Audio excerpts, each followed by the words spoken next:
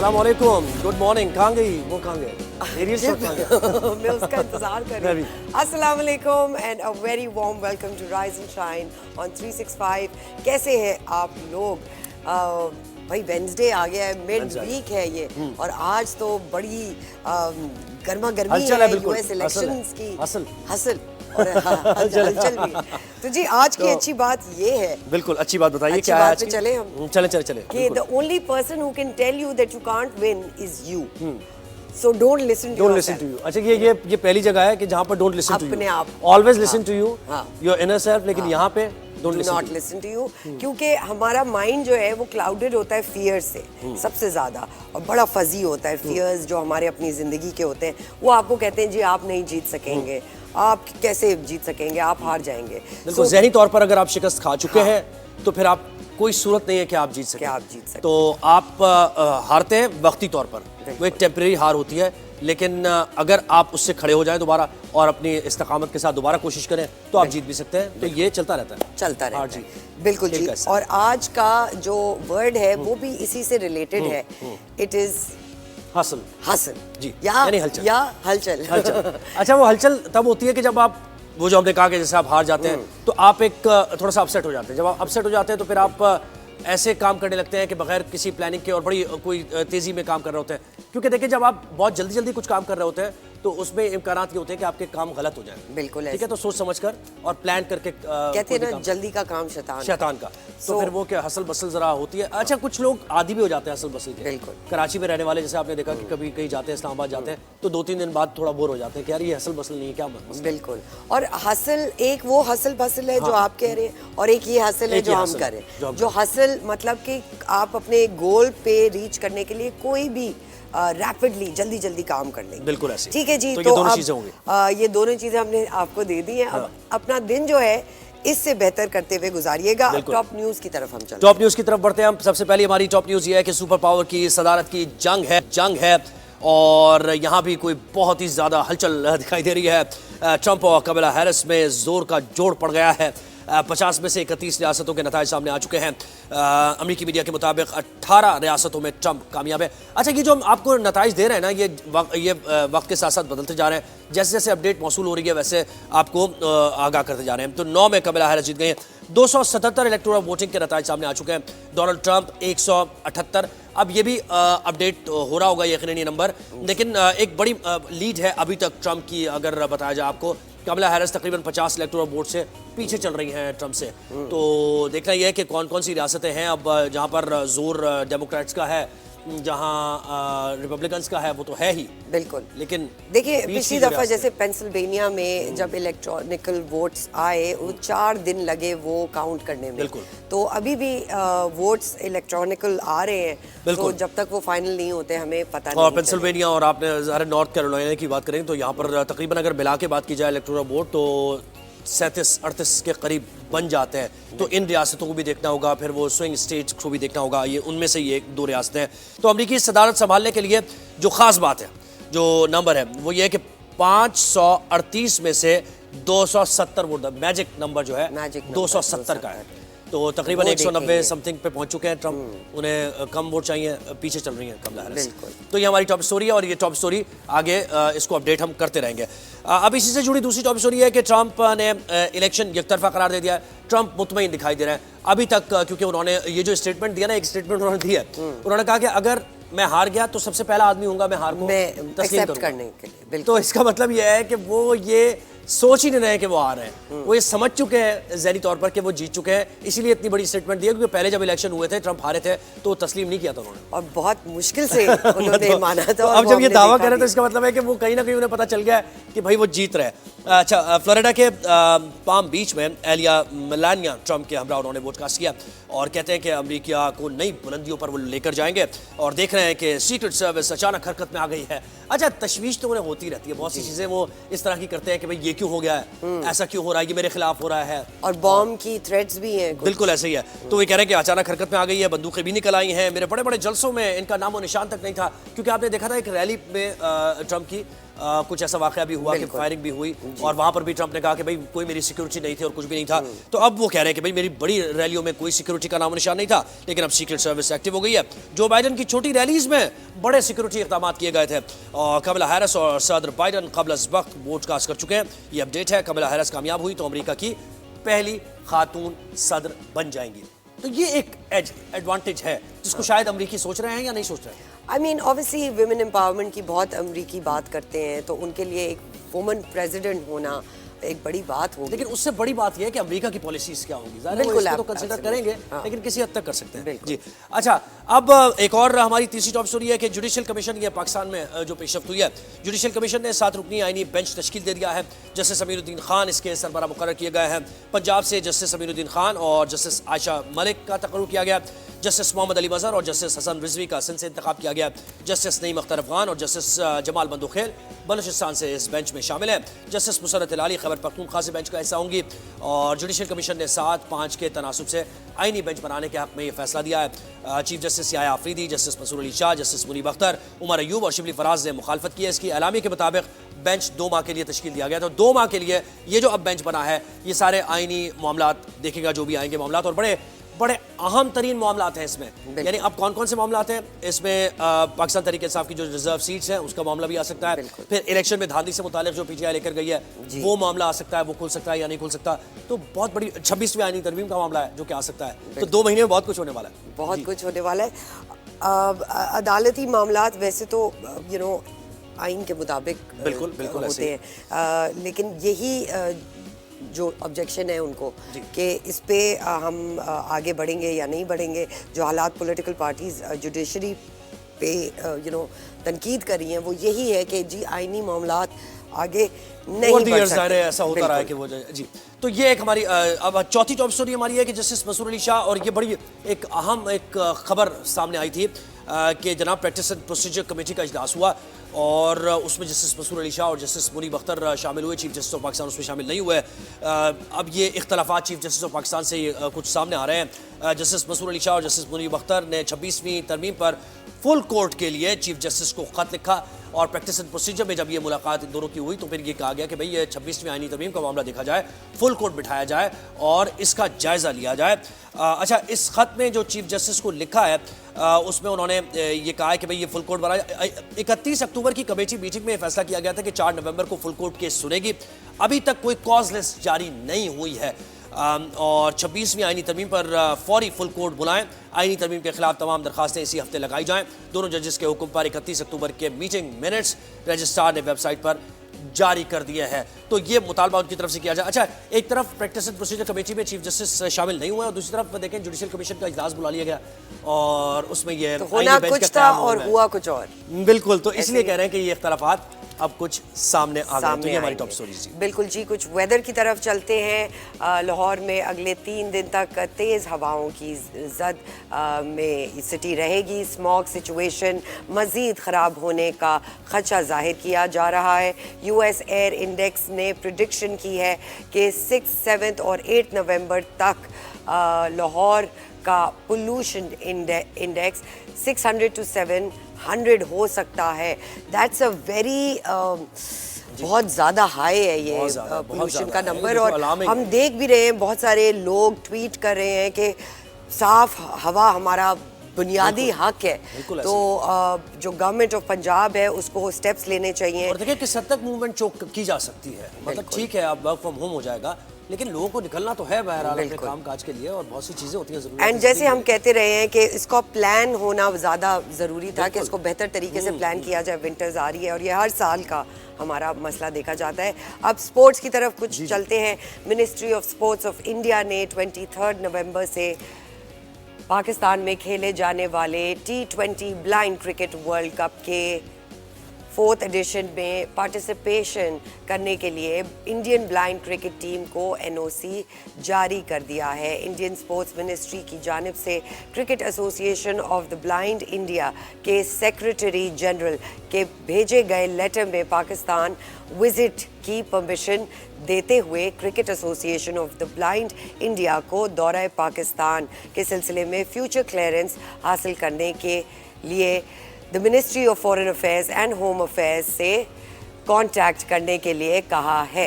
Indian team को world cup में शिरकत के लिए 21 नवंबर को लाहौर पहुंचना है। इंडिया और पाकिस्तान की ब्लाइंड क्रिकेट टीम्स का मैच 25 नवंबर को लाहौर में स्केड्यूल किया गया है। चले, ये तो बहुत अच्छी बात है कि ब्लाइंड क्रिकेट टीम को आने दिया, लेकिन हम एक्सपेक्ट ये करते हैं कि चैंपियंस ट्रॉफी जब हो रही है, इंडियन टीम भी अब पाकिस्तान आए, बिल्कुल हम बिल्कुल वेलकम करेंगे उनको।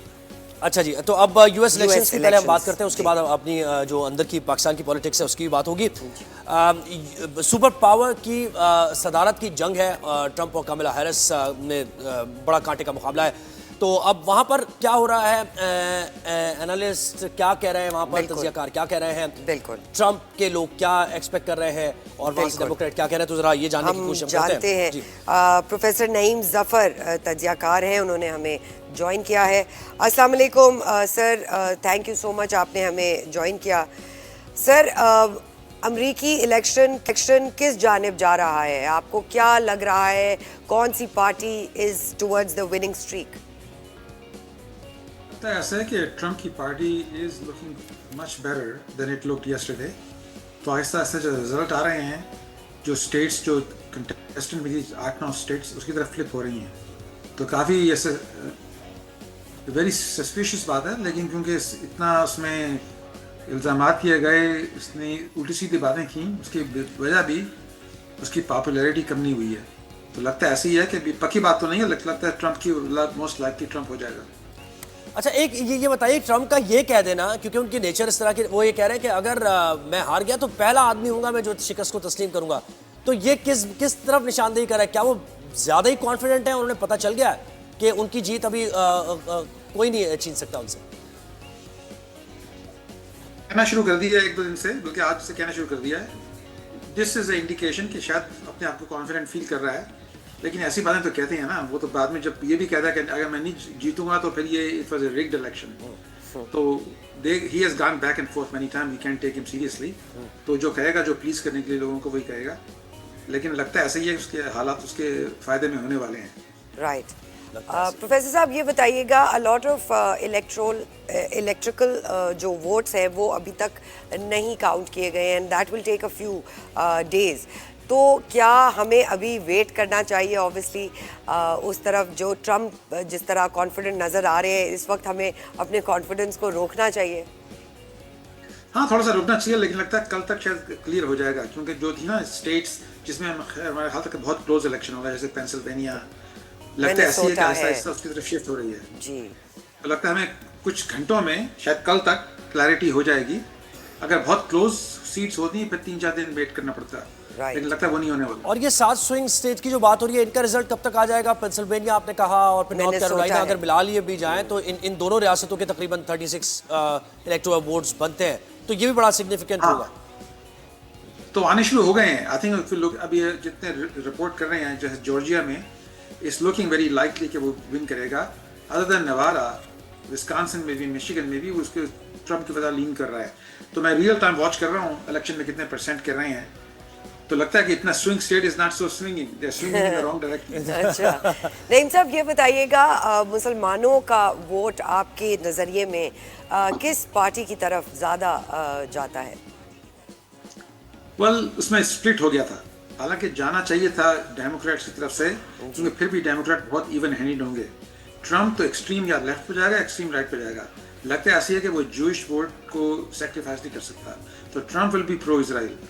तो लेकिन हमारे जो मुस्लिम हैं, मेयर हैं मिशिगन में, उन्होंने कह दिया कि कामला को वोट नहीं देना, उसने हमें ऐसे बहुत धोखा किया है। राइट। उसकी वजह से ट्रम्प की तरफ शिफ्ट कर दिया उसने, मे बी इंटेंशनली और अनइंटेंशनली।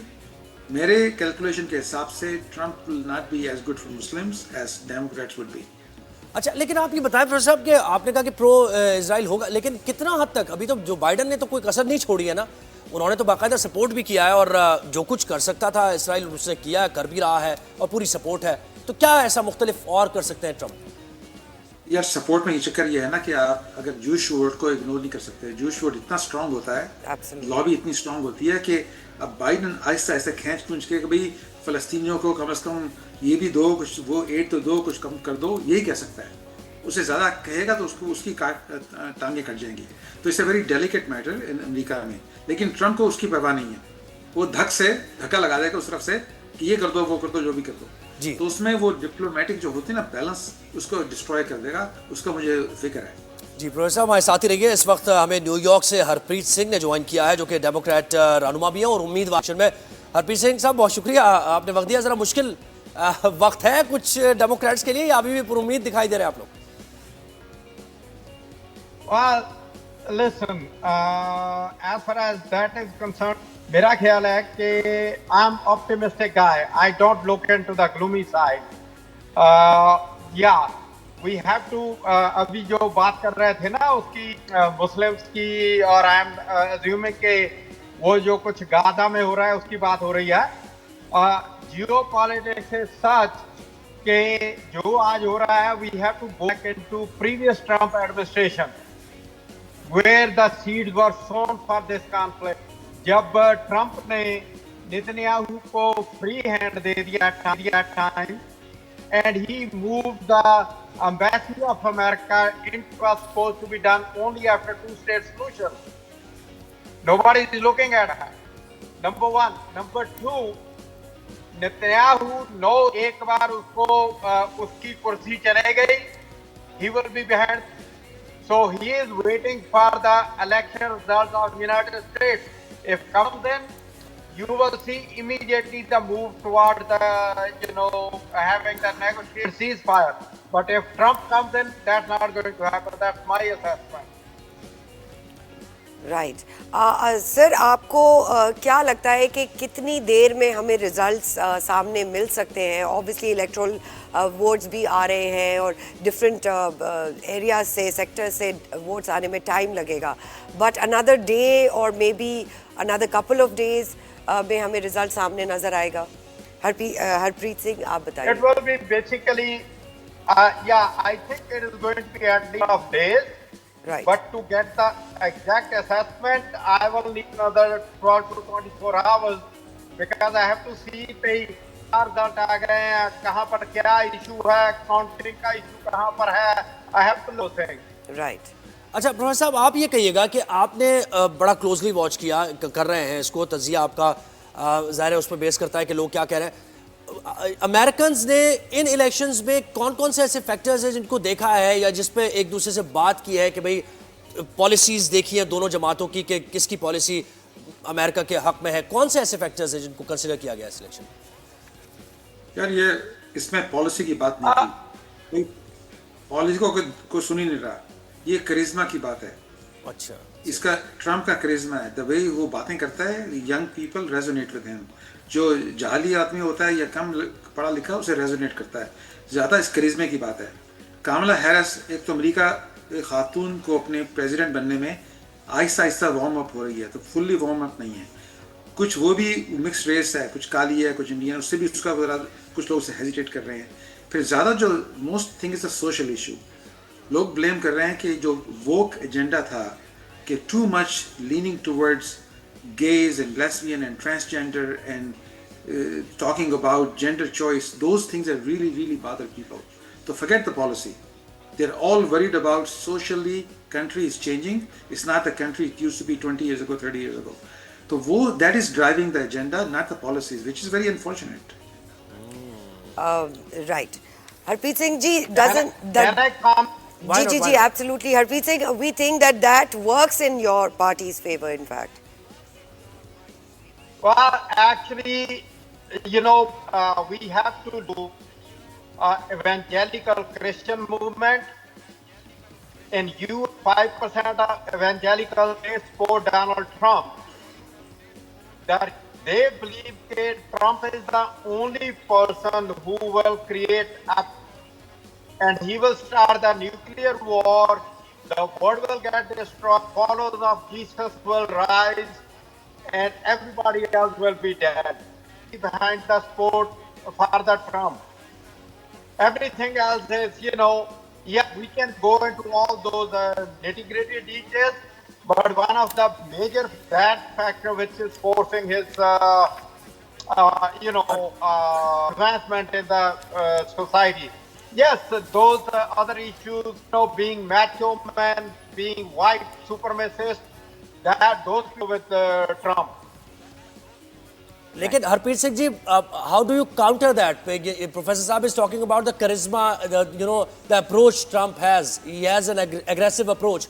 आप उसको कैसे, आपके पास तो कोई इसका जवाब नहीं है. ऐसे है कि you know that is a very unusual circumstance. We're looking at a candidate who walks down that golden elevator saying that he's on the Fifth Avenue and I will still go scot-free. So, एक supremacist है जो white majority है ना, it's a reaction to Obama. Because somehow they were like, what the hell, a black guy sitting in the White House? There are so many ji. other factors. Harpreet Singh हमारे साथ. Professor आप ये कहिएगा, अब कैसे, क्या मुख्तलिफ अमेरिका हम देखेंगे? He has the money, ji, ji. that's it. Harpreet Singh साहब, हाँ जी. प्रोफेसर साहब आप कहिएगा, कोई मुख्तलिफ अमेरिका हम देखेंगे या फिर वो नेशनलिस्ट अप्रोच इतनी बढ़ती जाएगी कि दुनिया के लिए, ऑलरेडी आप देख रहे हैं दुनिया में जंगें हैं, यूक्रेन का मसला है, फिर ये गाजा का मसला है, तो हम मजीद कोई एडवेंचर देखेंगे इस दुनिया में अगर मुमकिन तौर पर ट्रम्प जीत जाते हैं तो?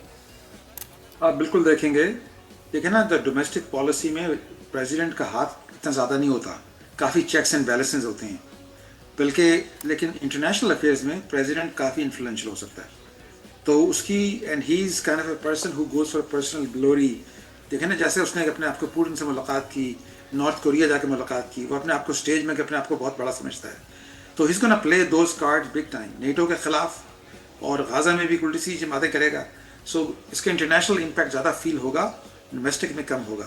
लेकिन एक बात आपने जिसने बात नहीं आपने की, मैं I want to bring you back. Trump elect होने की तो खैर एक बात है, but the bigger concern I have कि सेनेट और house both will go Republican. That will have a much bigger absolute majority आप ये कह रहे हैं? या ट्रू मेजॉरिटी होने का चांस है, काफ़ी लगता. So that will be a much bigger disaster than Trump. अच्छा, और अगर हम अपने ममालिक की बात करें, पाकिस्तान, इंडिया और अफगानिस्तान, ये कैसे इसको मुमकिन तौर पर अगर ये समझा जाए कि ट्रम्प आ जाते हैं, तो इसको कैसे मुतासिर करेगा हमारे खित्ते को? Yeah, normally, traditionally, Republicans were favorable to Pakistan and Democrat जो थे वो हिंदुस्तान के ज़्यादा दोस्ती करते थे. लेकिन इस दफ़ा वो इस वेरी अनसर्टन, क्योंकि ट्रम्प इतना अनप्रडिक्टेबल है, कुछ नहीं कह सकते कि वो पाकिस्तान के सपोर्टिव होगा कि नहीं होगा. जी. पाकिस्तान है दो तीन चीज़ें इसके फेवर में. एक तो ज्योग्राफिकल लोकेशन है, इट्स अ यंग पॉपुलेशन, तो वी हैव सम डायनामिक्स अपने फेवर में है. लेकिन ट्रम्प पाकिस्तान के लिए अच्छा होगा, वेरी अनसर्टन. और इमरान खान के लिए? इमरान खान के लिए may be more likely supportive Imran Khan, लेकिन दैट डजंट मैटर, वो तो मिलिट्री कंट्रोल करेगी उसको. राइट. हरप्रीत सिंह जी और प्रोफेसर नईम, आप दोनों का बहुत बहुत शुक्रिया, आपने वक्त दिया.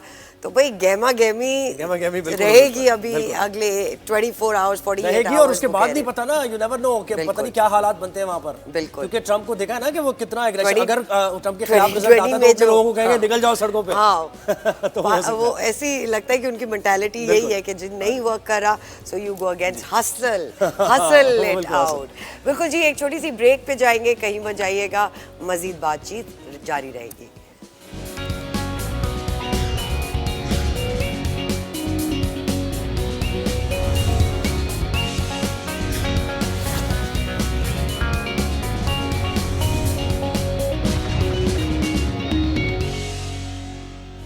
वेलकम बैक नाजरीन.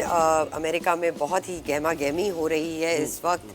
हमारे साथ इलेक्शंस, यूएस इलेक्शंस की बात करने के लिए बात करें तो क्या अपडेट क्या है? अपडेट है, स्विंग स्टेट्स में 93 वोट्स नज़र आ रहे हैं. ट्रम्प 216 पे है, कमला हैरिस 193 पे हैं, और 270 वोट्स चाहिए जीतने के लिए. बिल्कुल, तो मार्जिन कम हुआ है. मार्जिन कम, कमला हैरिस ने कम किया मार्जिन, लेकिन ये कि अब देखना होगा कि 270 के करीब ही पहुंच चुके हैं ट्रम्प. और बहुत से स्विंग स्टेट से जो अभी रिजल्ट्स आ रहे हैं उसमें ट्रम्प की हिमायत लग रही है कि वहाँ से भी ट्रम्प को इलेक्ट किया जाएगा.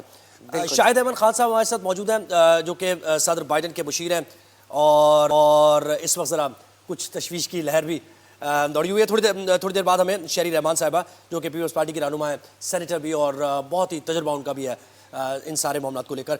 शाह साहब, बहुत शुक्रिया, आपने वक्त दिया हमें. तो अब कोई परेशानी, कोई घबराहट है डेमोक्रेट्स में, या फिर अभी भी एक कंटेस्ट चल रहा है, बहुत क्लोज कॉल होने वाली है? First of all, thank you so very much for taking the program. Okay, yeah, the election is very, very tough, very recent.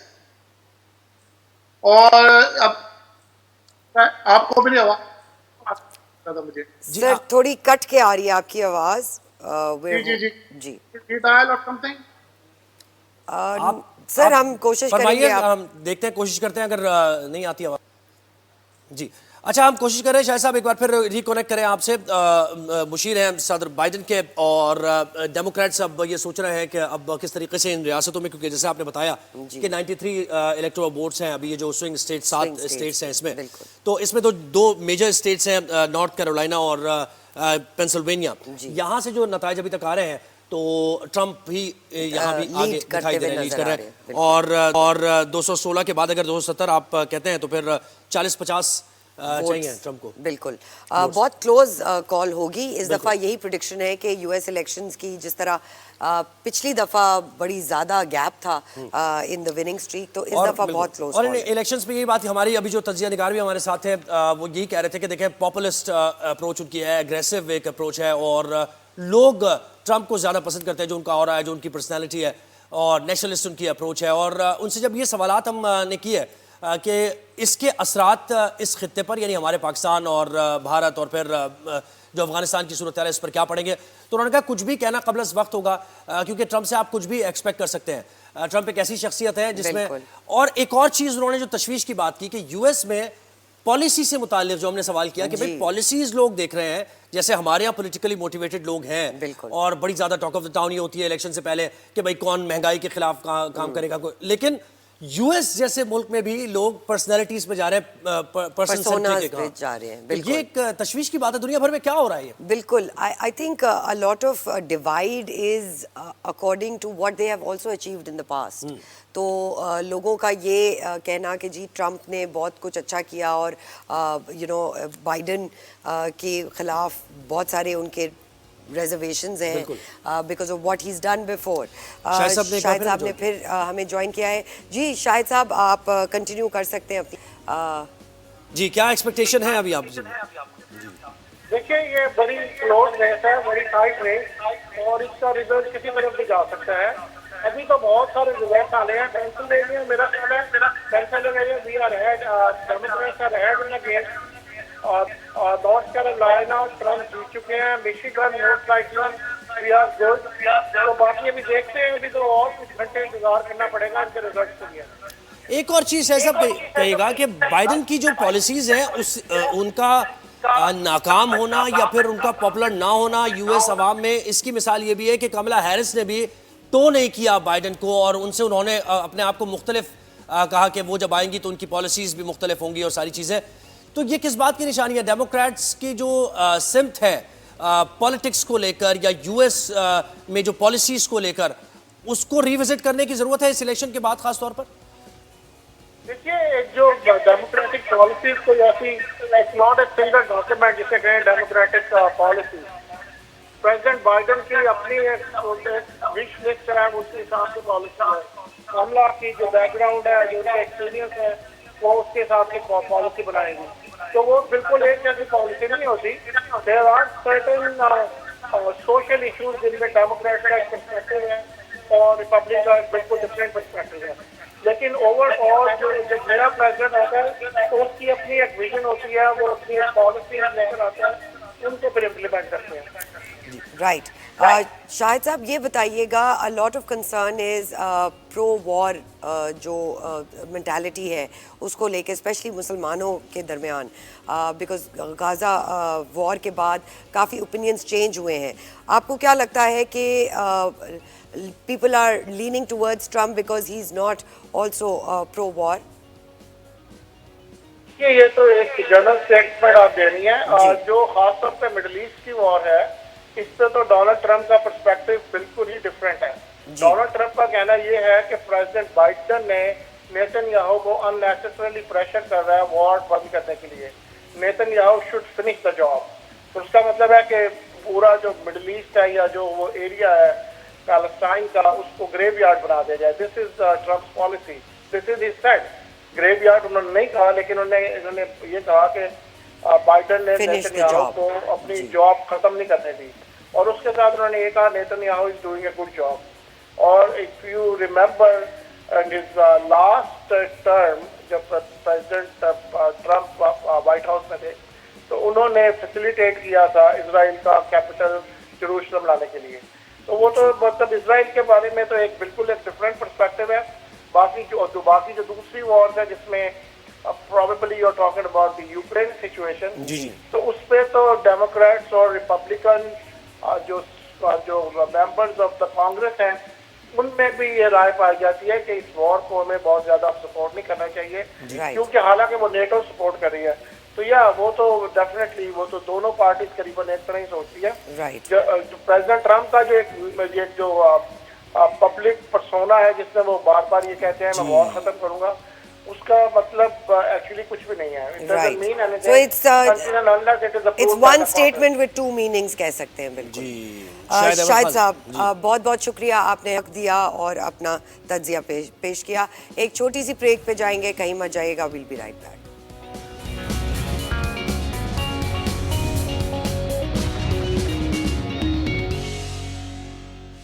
Ji welcome back नाजरीन।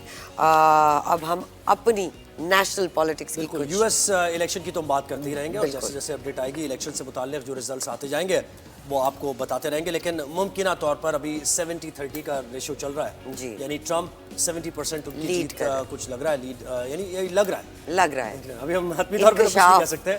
बिल्कुल 30% कामिला हैरिस है, और ये नज़र भी आ रहा है डेमोक्रेट्स की सफ़ों में, ये बात कुछ नज़र भी आ रही है। वो बॉडी लैंग्वेज से थोड़ा पता चलता है ना, और जो बातचीत होती है उससे पता चलता है कि कौन कितना पुरुमीद है। तो ट्रम्प पुरुमीद, और पहला उनका बयान यही जब हमने शो का आगाज़ भी किया कि भाई अगर मैं हार गया तो मैं पहला शख्स हूँगा जो इसको तस्लीम करूँगा। तो ये इस तरह की बातें, ये सिर्फ कॉन्फिडेंस जब आप होता है आपका, कॉन्फिडेंस हो जाता है आपको, तभी होता है। और हमने जब देखा, जो इंटरव्यू हम कर रहे थे जिन लोगों का, वो जो डेमोक्रेटिक जो पार्टीज है उससे थोड़ा डिफीटेड हाँ बिल्कुल ऐसे ही माइंडसेट लग रहा था जी। बिल्कुल जी। तो अब हम अपनी लोकल पॉलिटिक्स के ऊपर आते हैं और पॉलिटिक्स की बात करते हैं, जो कि आईनी और अदालती मामलात से भी जुड़ी हुई है। अब कल ये हुआ है कि जुडिशल कमीशन ने 7 रुकनी आईनी बेंच तश्कील दे दिया है, और आईनी बेंच के सरबराह भी मुकर्रर हो गए हैं। दूसरी तरफ प्रैक्टिस एंड प्रोसीजर कमेटी का जो इजलास हुआ था उसमें चीफ जस्टिस ऑफ पाकिस्तान शामिल नहीं हुए थे। अब ये आईनी सारे मामलात जो कि बहुत ज़्यादा, जिन पर तमाम ही जमातों की नज़रें जमी हुई हैं, अपोजिशन की, पाकिस्तान तहरीक इंसाफ की नज़रें जमी हुई हैं, उनका ये कहना है कि ये जो कुछ भी किया जा रहा है ये पाकिस्तान तहरीक इंसाफ को रोकने के लिए किया जा रहा है, और हुकूमत दूसरी तरफ ये कह रही है कि भाई आईनी इस्लाहात हैं, अदालती इस्लाहात है। तो ये है क्या चल रहा है? सीनियर साफ़ी और तज्ज़ियाकार मुनीब फारूक साहब ने मैं जो किया। अस्सलाम वालेकुम मुनीब साहब, थैंक यू सो मच, आपने हमें वक्त दिया। सर ये बताइएगा कि आईनी बेंच का सरबराह भी मुकर्रर कर दिया गया है, तो क्या हुकूमत यहाँ भी कामयाब हो गई है? क्या अब हुकूमत की नज़रें चीफ इलेक्शन कमीशन पर हैं? बहुत शुक्रिया। देखिए, ये एक 2 महीने के लिए ये आईनी बेंच बना है, और जारी बात है हुकूमत यही चाह रही थी कि अमीनुद्दीन खान साहब ही आईनी बेंच के सरबराह बने। गो कि ये आपको पता है कि एक बाय मेजॉरिटी ये फैसला हुआ। 12 मेंबरान थे कल जो प्रेजेंट थे उस जुडिशल कमीशन के इजलास के अंदर, और ये याद रहे कि 26वीं आईनी तरमीम के बाद ये नया जुडिशल कमीशन है जिसमें सियासी जमातों की शमूलियत भी है। तो 7-5 की रेशो से ये एक बेंच बना है, और उसके सरबराह अमीनुद्दीन खान साहब है। लेकिन 2 महीने के लिए ये बना है। जारी बात है फॉर द टाइमिंग तो गवर्नमेंट को बड़ा बेनिफिट हुआ है इसका। जो चाह रहे थे मेरे ख्याल में चीफ जस्टिस साहब के 2 सीनियर जज साहिबान, वो शायद वो भी नहीं हो पाया। मुनीब तो ये कुछ रह तो नहीं गया, क्योंकि देखें अब ये 2 महीने में सारे जो आईनी मामलात हैं, जिसमें इलेक्शन में धांधली का मामला, फिर उसके बाद 26वीं आईनी तरमीम का मामला, फिर रिजर्व सीज का मामला, तो सारे 2 महीने बड़ा वक्त है, 60 दिन में निमट सकता है। क्या कहेंगे आप? बिल्कुल निपट सकता है, और जो 26वीं आईनी तरमीम को चैलेंज करने के लिए जो चीज़ें रखी गई हैं सामने, जो पिटिशंस आई हैं, उनको भी डू अवे किया जा सकता है, उनकी समाप्त की जा सकती है। और इस बेंच की कॉम्पोजिशन कुछ इस तरह की लग रही है कि जिसमें अमीनुद्दीन खान साहब और उनके जो लाइक माइंडेड जजेस हैं उनको सबकत हासिल होगी, और मुझे लगता है कि इस हवाले से बड़ा क्लियर एक इस वक्त एज है पाकिस्तान की सबसे बड़ी अदालत के अंदर हुकूमत को कि जिन जज साहब को वो चाह रहे थे वही इस बेंच के सरबराह बने हैं। गो के गवर्नमेंट इसको इस इम्प्रेशन को रद्द करती है, लेकिन obviously one can put two and two together. अच्छा मुनीब, ये भी बताइए कि जस्टिस मुनीब यानी कहा जा रहा है एक तरफ कुछ हलकों की तरफ से कि जस्टिस मुनीब अख्तर को रोकने के लिए ये सारे मामला और फिर जस्टिस मंसूर अली शाह को चीफ जस्टिस ना बनने देना, तो इसमें मतलब कहीं नजर आ रही है कि भाई हुकूमत की ये सोच है। और फिर आप वो देखें कि प्रैक्टिस एंड प्रोसीजर कमेटी का इजलास होता है, उसमें चीफ जस्टिस ऑफ पाकिस्तान नहीं शामिल होते हैं, तो ये जो इसको रिफ्ट कहा जा सकता है और इस रिफ्ट के नताइज आने वाले वक्त में क्या निकल सकते हैं? Well, I think rift is an understatement. I think it's much beyond rift. ये एक डिस्क्वाइट है जो कि पाकिस्तान की सबसे बड़ी अदालत के अंदर बंदियाल साहब के वक्त मौजूद थी, काजी फायसल साहब के वक्त उससे ज़्यादा हो गया, और वो उसने एक चीज़ को ज़्यादा एग्रीवेट कर दिया।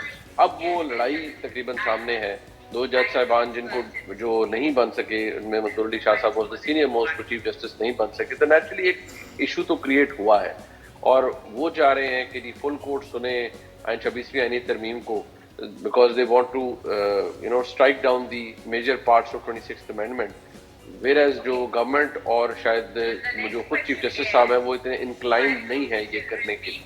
सो ये रिफ्ट या लड़ाई तो बहुत छोटा लफ्ज, ये तो अब एक ठीक ठाक किस्म की रेस्टिवनेस है जो कि मौजूद है पाकिस्तान की सबसे बड़ी अदालत के अंदर, और I don't see it getting resolve any time soon. मुझे लगता है कि ये तो एग्रीवेट होगी और सिचुएशन शायद with every passing day it will get back to worse. और ये सियासी जमातें कैसे रिस्पॉन्ड करेंगी? जैसे मौलाना साहब ने कहा कि भाई 26वीं में तो हम साथ थे, लेकिन उसके बाद जो आप ये अमेंडमेंट और ये सारी चीजें लेकर आए, ये तो एक मार्शल लॉ है, ये सिविल मार्शल लॉ की तरफ आप चले गए हैं। तो कोई मुश्तरका लाएमल होगा ऑपोजिशन जमातों की तरफ से या नहीं कर पाएंगे? मुश्किल है, स्ट्रेंथ नहीं है, क्योंकि हमने 26वीं आईनी तरमीम के वक्त देखा था कि काफ़ी पॉलिटिकल पार्टीज जो हैं वो एक साथ नज़र आई थी, लेकिन इस वक्त वो साथ नहीं नज़र आ रही। देखिए, जो मौलाना फजल रहमान साहब और तहरीक इंसाफ के मसाइल हैं उनमें थोड़ा सा ये है कि मौलाना साहब तो अब इतराज़ सबसे बड़ा कर रहे हैं, वो है इंसदाद दहशतगर्दी के कानून के अंदर जो तरमीम प्रपोज की गई है गवर्नमेंट की जानिब से। नो डाउट वो बड़ी स्ट्रिक्ट किस्म की and gives a lot of room to the security agencies and law enforcement agencies कि वो किसी को भी 3 महीने तक डिटेन कर सकते हैं, which frankly is quite a draconian law, but it's also need of the hour. और वो बाकायदा तौर पर जो कहा जा रहा है गवर्नमेंट की तरफ से भी कि लॉ एनफोर्समेंट के लिए आपको कुछ ऐसे खास हालात के अंदर अगर आपने एनफोर्स्ड डिसअपीयरेंसेस के मसले को जुज़वी तौर पर हल करना है तो आप इस कानून को फिर अमल दरामद होने दीजिए, इसको लॉ बनने दीजिए। वेयरएज मौलाना साहब feels and some people PTI feels कि इसको पॉलिटिकली भी इस्तेमाल किया जाएगा, और ये एक ऐसा हथौड़ा है जो फिर किसी के सर में भी जाके बच सकता है। जी बिल्कुल। मुनीब हमारे साथ ही रही है। देखें कि भाई एक हुकूमत का जो मौक़िफ़ है वो यही है कि डिमांड ऑफ द डे है, यानी कि वक्त की अहम ज़रूरत है ये। लेकिन दूसरी तरफ ये जो तासुर दिया जा रहा है कुछ पॉलिटिकल पार्टी से, ऑपोजिशन की तरफ से, कि ये सब उनको कॉर्नर करने के लिए किया जा रहा है, दीवार से लगाने के लिए किया जा रहा है, तो ये भी अपनी जगह मौजूद है। और वो जो रिफ्ट की, मैंने मुनीब ने कहा कि भाई रिफ्ट से बढ़ के ये चीज़ है। और जैसे अच्छा मुनीब, एक सवाल और आपसे, ये जो 26 के बाद जो ये अभी यानी बहुत ही हेस्टी ये जो सारा मामला किया गया, चीफ्स की मुद्दत मुलाजमत भी बढ़ा दी गई है, इस पर बहुत ही मोहतात अंदाज में पाकिस्तान तहरीक इंसाफ ने तनकीद नहीं की और कहते हुए निकल गए वो कि भाई ये तो इंतज़ामी मामला है। फिर मौलाना भी कहते हुए निकल गए। तो और वो याद होगा आपको हिस्ट्री में पाकिस्तान पीपल्स पार्टी की तरफ से वो जो आर्मी अदालतें और सारी ये मामला थे उस पर रोते हुए भी साइन किए गए और सारी चीज़ें। तो यहाँ तो बहरहाल कोई प्रॉब्लम नहीं होने वाली, हुकूमत को कोई तनकीद नहीं करनी, इदारों को कोई किसी तनकीद का सामना नहीं होगा। देखिए, ये एक टेन्योर अपॉइंटमेंट, इसको पहले भी टेन्योर अपॉइंटमेंट थी, अब उसकी मुद्दत बढ़ा दी गई है कि अब तमाम सर्विसेज चीफ 5 साल के लिए होंगे। नेचुरली गवर्नमेंट को तो ये सूट करता है क्योंकि एक अंडरस्टैंडिंग भी है, पाकिस्तान की जो सिक्योरिटी इस्टेब्लिशमेंट है वो मुकम्मल तौर पर गवर्नमेंट का साथ दे रही है, और ये कुछ ऐसा नहीं है कि which is out of the box या पहले नहीं हुआ। पहले उसको एक्सटेंशन का दे दिया जाता था नाम, अब ये एक टेन्योर अपॉइंटमेंट कर दी गई है। बट इसके अंदर ये रूम है कि अगर किसी को री अपॉइंट किया जाता है या दोबारा नया एक टेन्योर दे दिया जाता है तो वो भी चल सकता है मामला। बट नेचुरली पीटीआई इसको एक और नज़र से देखती है। उनका ख्याल ये है कि it is equivalent to a political death warrant for PTI, where they feel कि जी शायद उनके लिए मामला for all times to come खराब ही होंगे और कोई सिचुएशन उनकी इम्प्रूव नहीं करेगी। बट सियासत में कुछ परमानेंट नहीं होता। आज के दोस्त कल के दुश्मन होते हैं और आज के दुश्मन कल के एलाइज बन जाते हैं। तो लेकिन जिस हद तक इमरान खान साहब अपने आप को या अपनी सियासत को पोजीशन कर चुके हैं, मेरे ख्याल में बड़ा मुश्किल होगा for him to climb up this ladder. Right Muneeb, आपको क्या लगता है यूएस इलेक्शंस का जो भी रिजल्ट आता है उसका trickle down effect on Pakistan है? इमरान खान साहब की रिहाई की भी बात हो रही है, उस पर क्या कहेंगे? देखिए, मेरा नहीं ख्याल कि इस वक्त Pakistan is a foreign affairs priority for US. वहाँ they have enough on their plate, they have situation, उनके पास तो there are a lot of other things to deal with. Pakistan comes later, or I would say it will never come as a major foreign policy issue for the United States of America. And plus मैं आपको एक बात बताऊं कि जो Republicans हैं, they love to deal with the military. Pakistan is strategically placed. They somehow like the one window operation. They are not so keen जब बात होती है interact करने का, जब उन्होंने गुफ्तगू करनी हो या अपना काम करना हो, they would rather prefer जी, इन्होंने कोई रेजिस्टेंस नहीं चाहिए, उन्हें चाहिए कि भाई जो वो कहा जाए वो आसानी के साथ किया जाए। अच्छा, एक बार फिर ये तो यूएस पाकिस्तान की बात हो गई। ख्वाजा आसिफ को पहले तो बहुत ज़्यादा खतरात और खदशात थे कि भाई अगर ये जस्टिस मंसूर अली शाह तो फिर तो इलेक्शन दोबारा से ओपन हो जाएंगे सारे मामला और फिर री इलेक्शन की तरफ हम जाएंगे, लेकिन अब भी उन्हें कुछ खतरात है इतना कुछ करने के बाद भी। ख्वाजा साहब ने क्या क्या सुनिए, फिर उस पर तज्जिया आपका लेंगे। पाकिस्तान एक ऐसी पॉलिटी है या एक ऐसी रियासत है जिसमें कभी भी जो है टेकन फॉर ग्रांटेड नहीं लेना चाहिए। इस बात की कभी भी जो है जमानत नहीं होती कि आपके पास मेजॉरिटी है और उसके बाद भी जो है आपको जो है वो मुश्किलात का सामना ना हो। खास था एक मुख्तलिफ कुव्वतों का, इसमें अदलिया भी शामिल थी, सियासी जो कुव्वतें थी वो भी शामिल थी, और उसमें जो है आप कह सकते हैं एक्स्ट्रा टेरिटोरियल जो है अवामिल जो है वो भी शामिल थे। जो मुख्तलिफ लोग जो है हमारे मुल्क में ये साजिशों का जाल जब बुना जाता है तो उसमें बड़े बड़े एलिमेंट्स जो है शामिल हो जाते हैं। और इसमें मेरे ये कहना जो है कि अक्टूबर में खतरात हो सकते हैं, उसमें पीटीआई वालों के जो दावे थे जो पब्लिकली या प्राइवेटली वो कर रहे थे, वो किसी हद तक उनके दावे जो थे, उनकी जो उम्मीद थी, अगर वो बार नहीं आई वो एक अलग बात है, ये अल्लाह ताला की मेहरबानी है। लेकिन उन्होंने अपनी तरफ से पूरी जो है एक होमवर्क कर लिया हुआ था साजिशों का, जिसमें फिर कहूँगा कि अदलिया के अफराद भी उसमें शामिल थे। उनके भी एक सियासी मैं समझता हूँ कि एक पॉलिटिकली पार्टिजन एक मैं समझता हूँ कि एक पोजीशन ली हुई थी उन्होंने। मुनीब साहब, ये एक्स्ट्रा टेरिटोरियल अवामिल क्या किस बात पे ये कह रहे हैं? देखिए, ये तो हम इसको रूल आउट तो नहीं कर सकते कि फॉरेन प्रेशर होते हैं, बट जो ख्वाजा साहब जिस तरफ ज़्यादा इंक्लाइंड थे वो एक फॉल्ट लाइन जो बदकिस्मती से विच एग्जिस्ट्स विद इन, वो लड़ाई है जो इस वक्त पाकिस्तान की अदलिया और पाकिस्तान की हुकूमत या एस्टैब्लिशमेंट के दरमियान है। उसमें मंसूर अली शाह साहब और जनाब मुनीब अख्तर साहब ये सीनियर मोस्ट जजेस हैं, और इन पर जो हुकूमत का जो इल्ज़ाम है और चंद और जज साहबान पर कि ये तहरीक इंसाफ की तरफ से बिडिंग करते हैं या उनकी तरफ बहुत इंक्लाइंड है, वेरएज इसी तरह का इल्जाम काजी फाइसा साहब और दीगर जजेस पे है कि वो एस्टैब्लिशमेंट के मरहूने मिन्नत चल रहे हैं और उनको मुनीब। लेकिन देखे, रज़ा रब्बानी ने बड़ी अहम बात की इसमें, उन्होंने कहा कि जो कुछ भी हो रहा है अब ये खौफ के नतीजे में ये किया जा रहा है, तो खौफ के नतीजे में जो भी काम किया जाता है वो जमहूरियत को स्ट्रेंथन किसी सूरत नहीं करेगा, आइन कॉन्स्टिट्यूशन बिल्कुल उसको नहीं करेगा, और लग भी ऐसे ही रहा है। अगर इसी तरह पाकिस्तान के मामला चलते रहे तो एक आएगा रूल ऑफ लॉ खत्म, आइन को अपनी मर्जी से, जुडिशरी को अपनी मर्जी से डिक्टेट करना सिर्फ अपने इक़्तिदार को दबाम देने के लिए, तो ये तो पाकिस्तान के लिए बहुत डिजास्टर्स है। आप क्या कहेंगे इस पर? देखिए ये एक उनका एक ओपिनियन अपनी जगह जरूर है, बट बस मसला ये है कि जब इतनी कट थ्रोट हालात हो जाएं।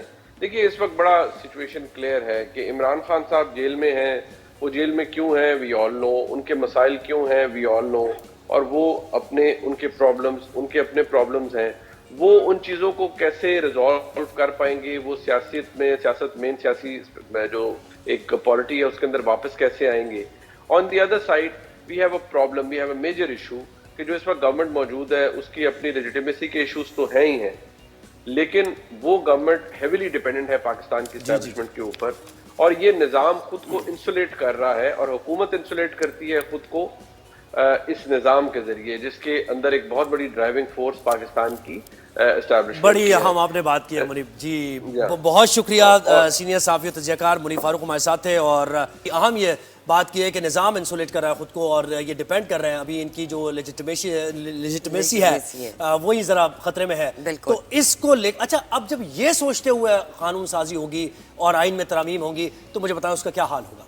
बिल्कुल, कैसे मुल्क और कौम की बेहतरी के लिए काम किया जाएगा। तो ये बड़ा अलमिया है, ये इसी बात पे हम एक शॉर्ट ब्रेक लेते हैं ताकि हमें सांस आ सके। तो जी कहीं मत जाइएगा, will be right back.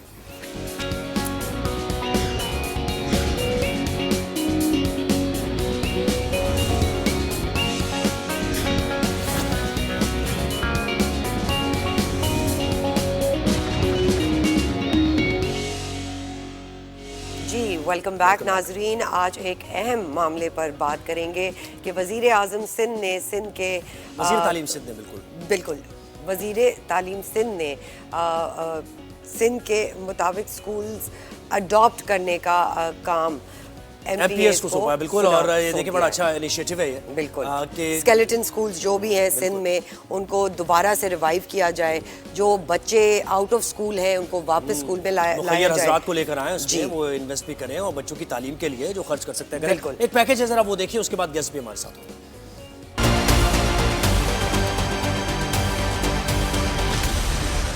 Karachi समेत सिंध भर में सरकारी स्कूल गोद लेने का मामला। वजीर तालीम सिंध ने पहले मरहले में 37 अरकान असेंबली को 94 स्कूलों की जिम्मेदारी सौंप दी।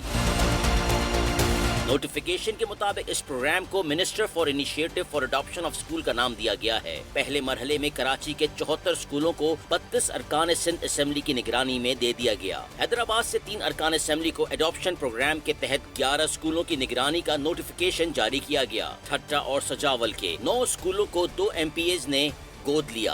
वजीर तालीम सैयद सरदार शाह ने कहा कि हुकूमती और अपोजिशन बेंचेस के अरकान तालीम की तरक्की के मामले पर मुत्तफिक हैं। MQM पाकिस्तान के opposition leader Sindh assembly Ali Khurshidi के मुताबिक MQM ने तबाहाल स्कूलों की जिम्मेदारी अपने कांधों पर उठा ली है। MQM का हर रुकन सूबा असेंबली अपने हल्के में 3 स्कूल गोद ले रहा है। जी भाई क्या विजुअल्स हैं, बहुत ही अच्छा लग रहा है। हमें ज्वाइन किया है नजम मिर्ज़ा MPA ने, जो MQM के रहनुमा भी है, MQM के, और ये विजुअल्स जो है जी ये बड़े ज़बरदस्त हैं। बिल्कुल, और इस वक्त कुरंगी के एक सरकारी स्कूल इनके बैकग्राउंड में नज़र आ रहा है जी। तो इनसे सवाल करते हैं।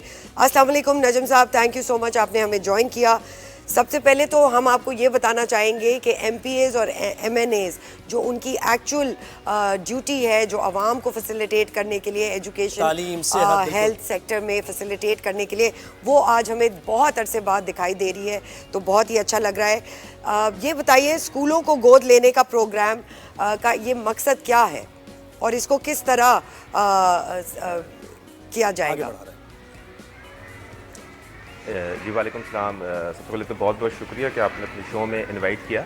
अच्छा, जैसा कि आपको पता है कि आर्टिकल 25A जो हमारे आइन का एक हिस्सा है, उसके तहत रियासत की ज़िम्मेदारी है कि वो 5 से 16 साल तक के बच्चों को मुफ्त तालीम फराहम करेगा। लेकिन बदकिस्मती से सूबा सिंध में आज 70 लाख से ज़ायद बच्चे जो हैं वो स्कूलों से बाहर हैं, और जो 40,000 सिंध गवर्नमेंट के रजिस्टर्ड कोर्ट के साथ जो स्कूल हैं उसमें से 38,000 स्कूल जो हैं वो प्राइमरी स्कूल हैं।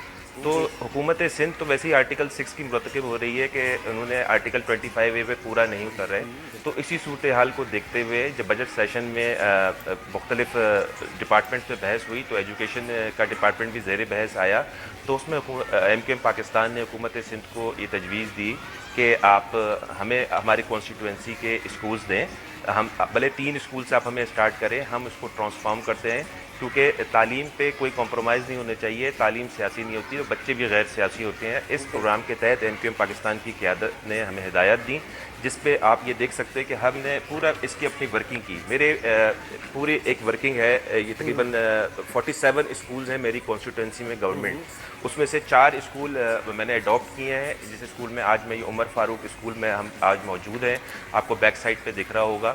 यहाँ पर जो है वो ये बताइए नजम साहब, ये बताइए कि इन स्कूल्स को अडॉप्ट आप करेंगे तो मुखय्यर हजरात को लेकर आएंगे, प्राइवेट सेक्टर को लेकर आएंगे, और क्या क्या फैसिलिटीज़? पहला तो मसला बिल्डिंग का ही है कि बिल्डिंग ही इतनी खस्ता हाल है, उसको भी रिपेयर किया जाएगा, किताबें, बच्चों को कोई वजीफ़ा मिलेगा, इसकी ज़रा डिटेल्स हमें बताइए।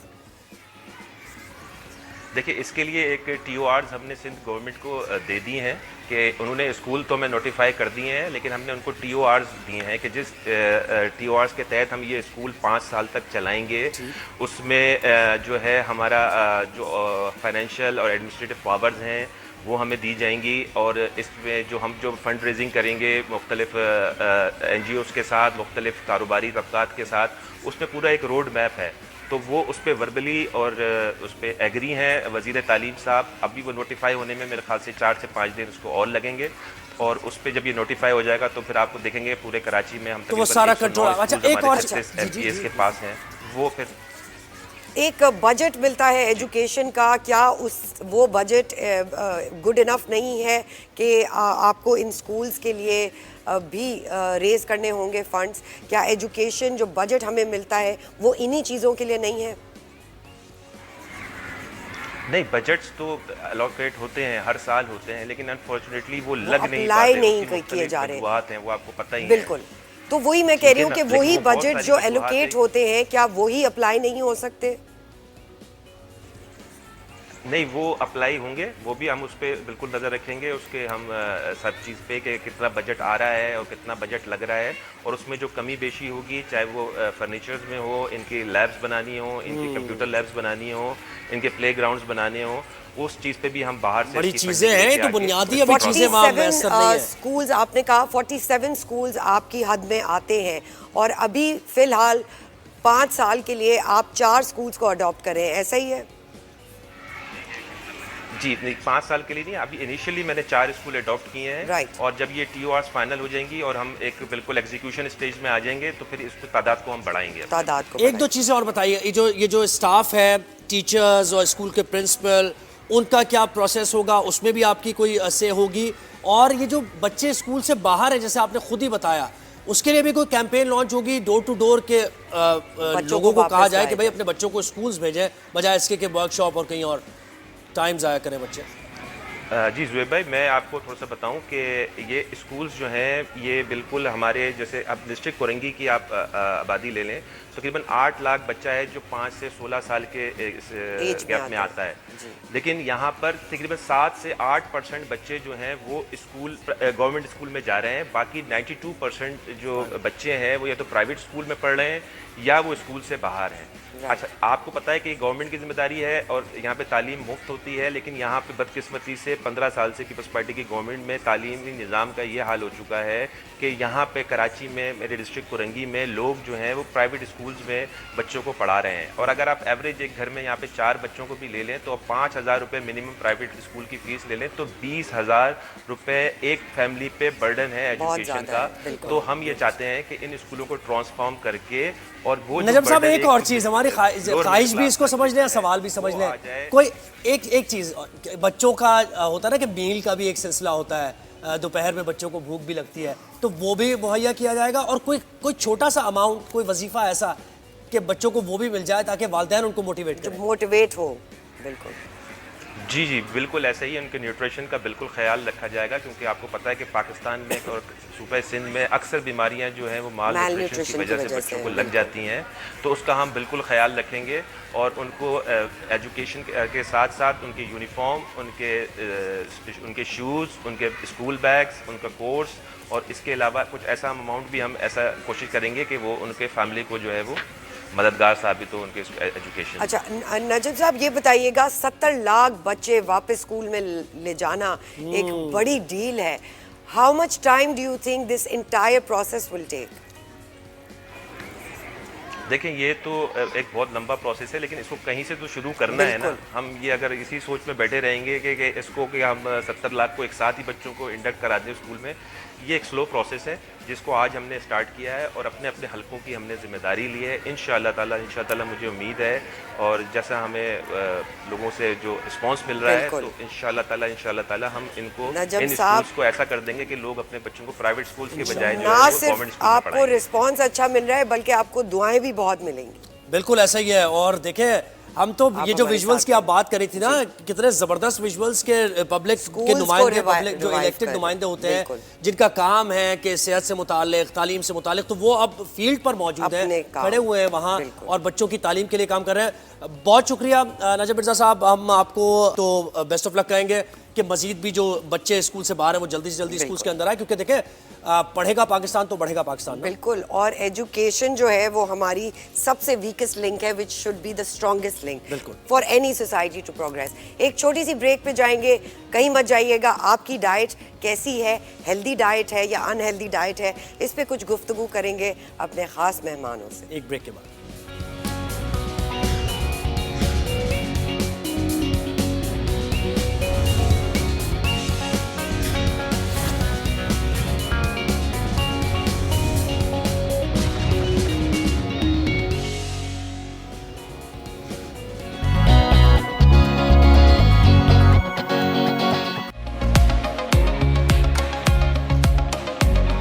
कीटो डाइट, वजन में कमी का एक तरीका। कीटोजेनिक गजाएं मस्नूई रंगों और मिलावट से पाक गजाओं को कहा जाता है। कीटोजेनिक डाइट से वजन में तेजी से कमी आती है। इस डाइट में ज्यादा फैट और कम कार्बोहाइड्रेट्स वाली अशिया को तरजीह दी जाती है, जो कि वजन कम करने में इंतहाई अहम है। इस डाइट के नतीजे में हमारा जिस्म चिकनाई को खत्म करने में लग जाता है। इस हालत में जिस्म कीटोन्स को बतौर ईंधन इस्तेमाल करता है, जो कि चिकनाई की तोड़ फोड़ का हासिल होते हैं और ये सारा काम हमारे जिगर में हो रहा होता है। इस डाइट के दौरान हमारा जिस्म पूरा दिन फैट्स को इस्तेमाल करके तवानाई हासिल करता है। इंसुलिन की अदम मौजूदगी में फैट्स की तोड़फोड़ का अमल मजीद शिद्दत अख्तियार कर जाता है। इस वजह से इंसान को भूख भी कम लगती है और जिस्म को मुनासिब एनर्जी भी मिल रही होती है। कार्बोहाइड्रेट्स में कमी कीटो डाइट का बुनियादी उसूल है, लिहाजा इसमें कार्बोहाइड्रेट्स दिन में 50 मिलीग्राम से कम बल्कि 20 मिलीग्राम से भी कम होने चाहिए। जितने कार्ब्स कम होंगे उतना ही ज्यादा फायदा हासिल किया जा सकेगा। यहाँ ये बात भी अहम है कि बाज़ मेडिकल रिसर्च से जाहिर हुआ है कि कीटोजेनिक खुराक खून में कोलेस्ट्रॉल का ज्यादती का बाइस भी बनती है। इसके अलावा जिस्म में सूजिश पैदा करने का इम्कान को बढ़ा देती है। माहिरीन के मुताबिक इन्फ्लेमेशन या सूजिश के इम्कानात बढ़ने से दिल का आर्जा भी लाहिक हो सकता है। जी जी तो डाइट से मुतालिक आज हम बात कर रहे हैं। जी, बहुत डाइट करने के बाद आप आज ये दिख रहे हैं। ये देख रहे हैं कि कीटो मैंने नहीं की है, ये तो एक अजीब है। मुझे भी जरा इसके बारे में बड़े सवालात हैं। तो हमें बहुत सारे व्यूअर्स ने सवाल किए कि जी कीटो डाइट पे आप कुछ बात करें, तो हमारे पास आज अमेजिंग गेस्ट हैं। टाइम ज़ाया किए बगैर हम उनकी तरफ चलते हैं। डॉक्टर ज़ुबैर मिर्ज़ा, अस्सलाम वालेकुम sir, thank you so much for joining us. Health expert हैं और ऑर्थोपेडिक सर्जन हैं। साइमा अदनान, अस्सलाम वालेकुम जी, CEO सैम्स कीटो किचन है। तो सबसे पहले डॉक्टर ज़ुबैर आपसे शुरू करते हैं। You give a lot of diet plans to everyone और बड़ी आप जैसे आपने कहा, मुझे करेक्ट किया कि साइंस आप बताते हैं, तो उसके बारे में ज़रा बताइएगा। अच्छा, एक तो जो कमेंट्री आई थी इसमें थोड़ी सी मिस्टेक है, उन्होंने ग्राम्स को मिलीग्राम्स कह दिया है। ओके, 20 मिलीग्राम और 50 मिलीग्राम वो तो आधा चम्मच ही हो जाएगा वो तो। राइट, वो उसको ज़रा वो ग्राम्स था। अच्छा देखें, कीटो डाइट जो है इसका बुनियादी मकसद क्या है? लोग वज़न कम करना चाहते हैं जी। इसकी थोड़ी सी हिस्ट्री सुन ले। कीटोन्स होते क्या हैं? कीटोन्स सबसे पहले ऑलमोस्ट को 150 साल पहले डिस्कवर हुए थे। ये डायबिटिक्स में डिस्कवर हुए थे ये। खैर उसके बाद वो उन्हें पता चल गया कि क्या होते हैं। फिर इसका जो अगला स्टेप था, जो मिर्गी के एपिलेप्सी के बच्चे होते थे, उनको उन्होंने डॉक्टर्स ने देखा कि जब उनको हाई फैट डाइट दी जाए तो उनके दौरे कम हो जाते थे, और या उनको बेचारे दौरे की वजह से खा नहीं सकते थे, फास्टिंग करते थे, तो भी उनके दौरों में कमी हो जाती थी। यहाँ थोड़ा सा उन्होंने रिसर्च की तो फिर बहुत अरसे तक ये हाई फैट डाइट इलाज थी मिर्गी का, एपिलेप्सी का। लेकिन फिर जब दवाइयाँ आ गई इसमें 20th सेंचुरी में, एपीवाल वगैरह में, तो उन्होंने फिर ये डाइट का था, अब दवाई से कंट्रोल करते थे। फिर 1960 में ये उठी एज वेट रिड्यूसिंग डाइट। अच्छा, ये कीटोन्स होते क्या हैं? देखें, कीटोन्स ऐसा है, आपकी बॉडी में पहले थोड़ा सा ये समझ लें कि आपको एनर्जी के लिए हर कब सोचने, चलने, खाने, पीने, लेटने, खेलने की एनर्जी चाहिए। एनर्जी खाने से आती है। खाना बेसिकली जो होता है या तो कार्ब्स, ग्लूकोज से, या फैट, मेनली इन दो चीज़ से। प्रोटीन भी एनर्जी देती है तो कन्वर्ट होकर देती है। अच्छा, बॉडी में कार्बोहाइड्रेट का स्टोर बहुत थोड़ा, एक दिन का होता है सिर्फ। अगर आप एक पूरे दिन खाना न खाएं, आपका कार्बोहाइड्रेट ख़त्म हो जाएगा। फैट का स्टोर मेरे आप जैसे लोगों में 6 महीने का होता है, जो मोटे होते हैं उनमें साल का स्टोर होता है। आप 6 महीने ना खाएं, पानी पीते रहें, यू विल स्टिल लिव, क्योंकि एनर्जी फैट से आती है। अच्छा, अब इसको आते हैं कि इसको ये कीटोन्स होते क्या हैं। ये अब ऐसा होता है कि जिस वक्त आपकी बॉडी में फर्ज करना फास्टिंग कर रहे हैं, कार्बोहाइड्रेट ख़त्म हो गया, एनर्जी के स्टोर तो आपके पास है बहुत सारा, फिक्स डिपॉजिट में पैसे रखे हैं, वहाँ से निकालेंगे। तो बॉडी क्या करती है, जो फैट के स्टोर्स हैं वहाँ से फैट निकालती है। फैट से जो है एनर्जी आती है, फैटी एसिड्स आते हैं, एनर्जी आती है, जिससे फिर काम चलता रहता है आपका। जैसे ऊँट जो है, वो अगर मक्का से मदीना जाए 11 दिन लगते हैं, वो खाता पीता नहीं, कई दिन तक, उसकी एनर्जी फैट से आती है। इसी तरह इंसानों में भी होता है, जो फैट से एनर्जी आ रही है। लेकिन यहाँ एक प्रॉब्लम हो जाती है, ये जब फैटी एसिड जो हैं, जो फैट निकल रही है, बॉडी तो इस्तेमाल करती है, ब्रेन इनको इस्तेमाल नहीं कर सकता। ठीक है, क्योंकि ब्रेन तक क्रॉस करके नहीं जाते। तो ब्रेन के लिए फिर लिवर क्या करता है, इनको कीटोन्स में तब्दील करता है। जब कीटोन्स में तब्दील हो जाते हैं तो वो ब्रेन में जा सकते हैं। ठीक है, ब्रेन में इस्तेमाल होते हैं। लेकिन ये भी, ब्रेन भी सिर्फ 70% कीटोन इस्तेमाल करता है, 30% उसको हर हालत में ग्लूकोज चाहिए। अगर नहीं होगा, ग्लूकोज नहीं होगा तो ब्रेन फॉग होगा, आपको सोच नहीं सकेंगे, थकन होगी, कमजोरी होगी, कंसंट्रेशन नहीं होगी। तो यू नीड थोड़ा सा ग्लूकोज ब्रेन को हर सूरत में चाहिए। साइमा जी, ये बताइएगा, आपके पास बहुत सारे ऑब्वियसली लोग आते हैं कि हमें वजन कम करना है, तो आप कीटो डाइट से पहले किससे रिकमेंडेशन लेती हैं, और फिर कीटो डाइट में देती क्या है, अकॉर्डिंग टू बॉडी साइज या एज साइज इससे होता है? Age, weight, height, personal activity vary करता है पर्सन टू पर्सन। राइट। और इसके अलावा पेशेंट्स, मेरे पास मोस्टली पेशेंट्स आते हैं। आप टेस्ट कराती हैं उनके? जी, वो अपने टेस्ट की रिपोर्ट लेकर ही आते हैं यूजुअली। तो डॉक्टर साहब, ये भी कहिएगा कि जैसे कीटो डाइट की हम बात करते हैं, तो क्या ये एक लाइफस्टाइल की तरफ जा सकता है? क्योंकि जो भी हमने देखा कीटो डाइट करते हैं लोग, वो एक खास वक्त के लिए कर पाते हैं उसको, यानी इतना मुश्किल, उसके बाद छोड़ देते हैं, और जब छोड़ते हैं तो ज्यादा उनकी बॉडी में मसाइल शुरू होते हैं। वो क्यों होता है? इसको जरा उजागर, इसके बारे में बात करें थोड़ी सी। कीटो डाइट करके कुछ लोग जो छोड़ते हैं वो लो कार्ब पे स्विच कर जाते हैं। जब वो लो कार्ब पे मेंटेन रखते हैं तो माशाल्लाह मैंने मेंटेनेंस देखी है, अल्हम्दुलिल्लाह। मैंने खुद कीटो डाइट करके छोड़ दी थी 6 इयर्स बैक, और मैंने 32 kgs रिड्यूस किया। और आपने कितने अरसे की ये कीटो डाइट? 6 मंथ्स। 6 मंथ्स में मेरा कोलेस्ट्रॉल उस ज़माने में बहुत हाई होता था, तो मुझे डॉक्टर ने बताया था कि कोलेस्ट्रॉल हाई है, आपने देखभाल के करनी है। एनी हाउ, जब 6 मंथ्स में मैंने वेट रिड्यूस किया, 3 मंथ्स और मैंने वेट किया लो कार्ब पे, फिर जब मैंने टेस्ट कराए तो मेरे कोलेस्ट्रॉल के लेवल्स तो इससे कोई लेवल्स आपके मुतासिर नहीं होते? क्योंकि देखिए, इंसान जो है बड़ी एक्टिविटी, और आजकल तो खास तौर पे लोगों को रोजगार के लिए 10 काम ऐसे हैं। अब कीटो डाइट के लिए तो आपको कोई मतलब डाइटिशियन भी आपके साथ होना चाहिए और फिर न्यूट्रिशनिस्ट भी होना चाहिए, वो आपको बताता रहे। इतना वक्त इसके पास है, इसीलिए ये हम काबिल अमल फार्मूला नहीं देखते इसको, प्रैक्टिकली जरा मुश्किल है। क्या ये ऐसा है? जी पहले ये देख लें कीटो डाइट से वजन कम कैसे होता है। पहले ये समझते थे ना कि अभी पिछले चंद सालों में साइंस ने बिल्कुल चेंज कर दिया कीटो डाइट को। It's become very easy now, वो मैं बताऊंगा। बल्कि 3 इसकी वीडियोस है मेरे यूट्यूब चैनल पे, इजी न्यू कीटो डाइट और इजी कीटो डाइट। पहले कीटो डाइट इतनी मुश्किल है, इतनी 6-6, 8-8 अंडे खाते देखा होगा। आपको पता है फैमिली में भी कुछ किया था, दोनों ने छोड़ दिया, दोनों वापस आ गए। ज़्यादातर लोग छोड़ देते हैं क्योंकि इतनी फैट खानी आसान नहीं है, मतली सी आती है, उल्टी सी खा नहीं सकते। अच्छा, कि ये होता क्या है, पहले समझते थे कि एनर्जी के तौर पे इस्तेमाल होता है, फैट को इस्तेमाल कर लेता है। अभी जो नई रिसर्च आई है वो ये है कि कीटोन्स जो हैं एक बड़ा ख़ास काम करते हैं। आपको पता है, आप एक तो अगर एस्ट्रोनॉमी वगैरह देखें तो आपको अल्लाह की बहुत वसी, एकदम दिमाग ख़राब हो जाएगा अगर एस्ट्रोनॉमी पे आप जाएंगे तो। अब आप छोटे पे आएँ, अगर इंसान के अंदर हर बॉडी में 40 ट्रिलियन सेल्स होते हैं, हर सेल अपनी एनर्जी खुद बनाता है, तो पड़ोसी से नहीं लेता। लिवर कमज़ोर है तो किडनी से मदद नहीं ले सकता, लंग कमज़ोर है तो ब्रेन से नहीं कह सकता थोड़े से पैसे दे दो। हर इंडिविजुअल 40 ट्रिलियन से हर एक अपनी एनर्जी बनाता है, जब खाना आता है उसमें जाता है।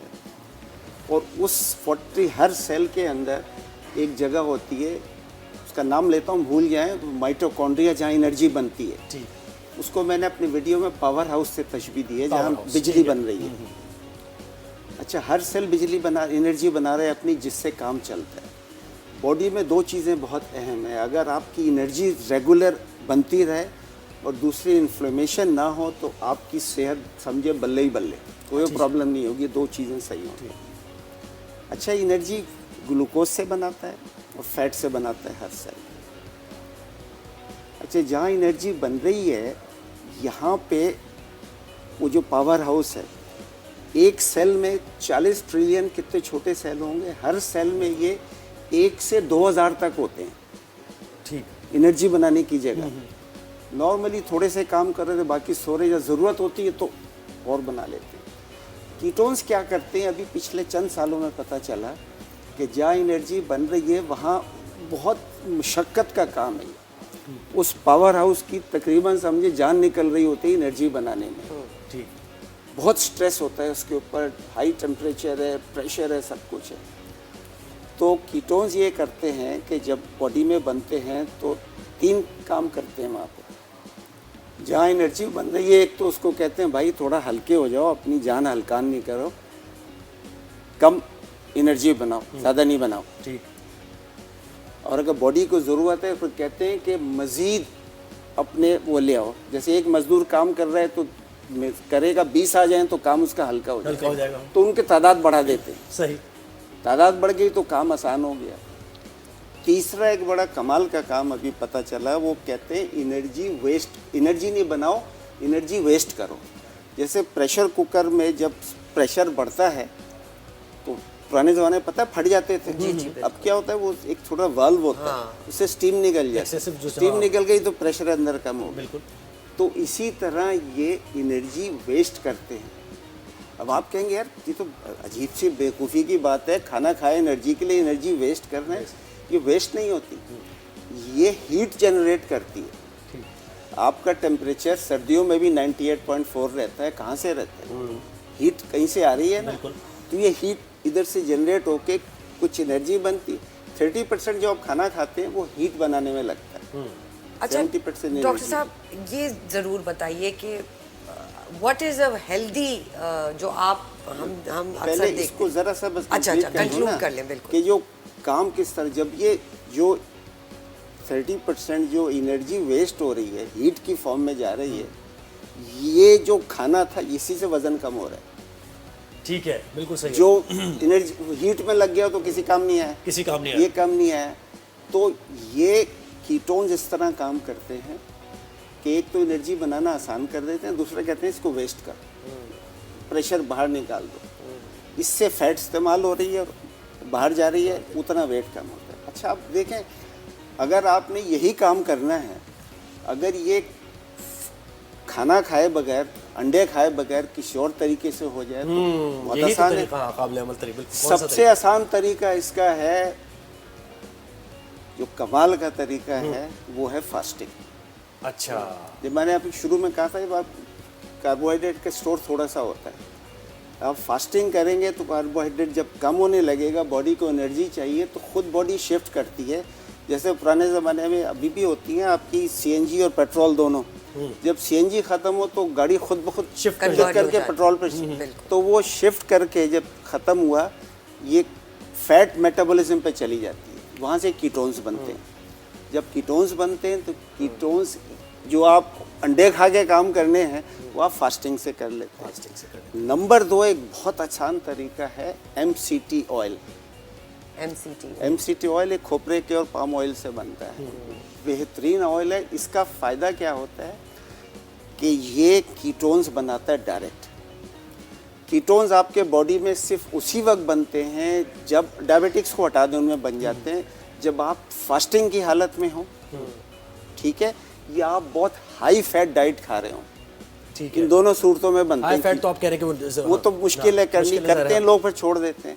फास्टिंग आप कर सकते हैं आसानी से। तीसरा, जब आप MCT ऑयल लेते हैं, इसमें ये कमाल है कि MCT ऑयल आप साथ जलेबी और हलवा सोन भी खा लें। अच्छा, क्योंकि हाई कार्बोहाइड्रेट में कीटोन्स बॉडी नहीं बना सकती, लेकिन MCT ऑयल जो है ये डायरेक्ट लिवर में जाता है। आपने जलेबी भी साथ साथ आ रही है, वो फिर भी कीटोन्स बनाएगा हर हालत में। ये तो जबरदस्त है। तो ये कहाँ से मिलेगा डॉक्टर नहीं साहब? मिलता, मैंने इस पे एक वीडियो बनाई हुई है। अच्छा। बेस्ट तरीका ये है कि सुबह लोग जो आप काम पे आते हैं ना, सुबह नाश्ते में देर होती है, ले नहीं सकते, इतना वो नहीं होता, राइट, आप सुबह MCT ऑयल कॉफ़ी में, इसको ब्लड प्रूफ कॉफ़ी कहते हैं, कॉफ़ी में ले लें, सैलड में 1 चमचा ले लें, 10 से 15 मिनट में आपको लगेगा 14 तबक रोशन हो गए। फिजिकल मेंटल एनर्जी दोनों, आज 4-5 घंटे तक भूख नहीं लगेगी। बिल्कुल सर। अब कल मैं और जोहेब जो है वो MCT ऑयल खा के आए। हमारे घर में तो जब अमेरिका से जब भी जाते हैं, यहाँ मिलता है, यहाँ पे अवेलेबल है, बिल्कुल ठीक है। अच्छा साहिबा जी, आप बताएं कि भाई कौन सा ऐसा मुनासिब तरीका है कि कंटिन्यू भी रखा जाए, वो अपनी हेल्थ का भी ख्याल रखा जाए।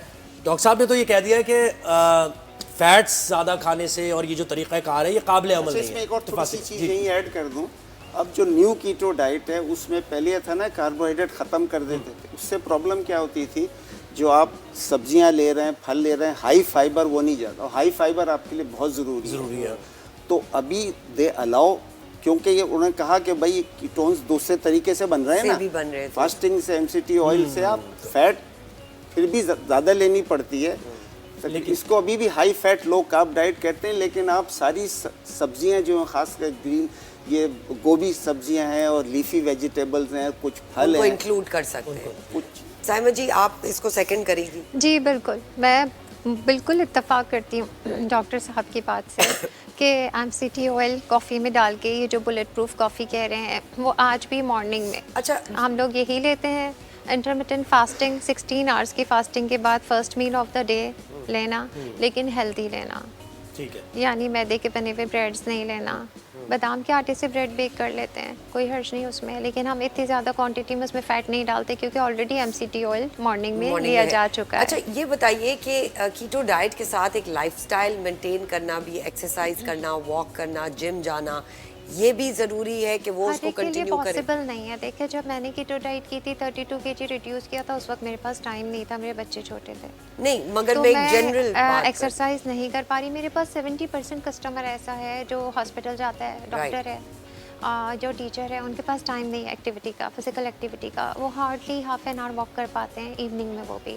तो मैं उनसे कैसे कहूँ, मैं रिक्वेस्ट करती रहती हूँ, लेकिन मुझे पता है कि जिस टाइम मैंने कीटो की थी, मैं एक्सरसाइज या वर्कआउट नहीं कर पाती थी। मैंने बाद में स्टार्ट किया। आप जो कीटो डाइट को, ये तो छोड़ देंगे डाइट प्लान और पूरा सारी चीजें, एक आम घरेलू खवातीन और मर्द, यानी उनके लिए क्या कीटो डाइट हो सकती है अपने घर की ही चीज़ों को इस्तेमाल करते हुए? अपने घर की चीज़ों को इस्तेमाल करते हुए सिंपल कीटो डाइट करें। क्या सादा, यानी जो खवातीन अंडा पराठा खाती हैं नाश्ते में, वो पराठे को ओमिट करते हैं, वो 1 अंडे की बजाय 2 अंडा ले लें, लोडेड ऑमलेट खा लें, और वेजिटेबल ऑयल ना यूज़ करें, देसी घी ले लें 1 टीस्पून, ठीक है। और उसके फिर, अंदर लोडेड ऑमलेट बना के खाएं, पेट भरा रहता है। पालक आपको पता है, क्या मकसद है? लोडेड ऑमलेट से मतलब है आपने उसमें 1 पाव स्पिनच डाल दिया। आपको पता है 1 पाव स्पिनच कुक होके इतनी सी हो जाती है। इतना फाइबर जब किसी भी खातून या मर्द के पेट में जाता है, पेट भरा हुआ रहता है। वो फाइबर अंदर जाके इनका मेटाबॉलिज्म को फास्ट करता है।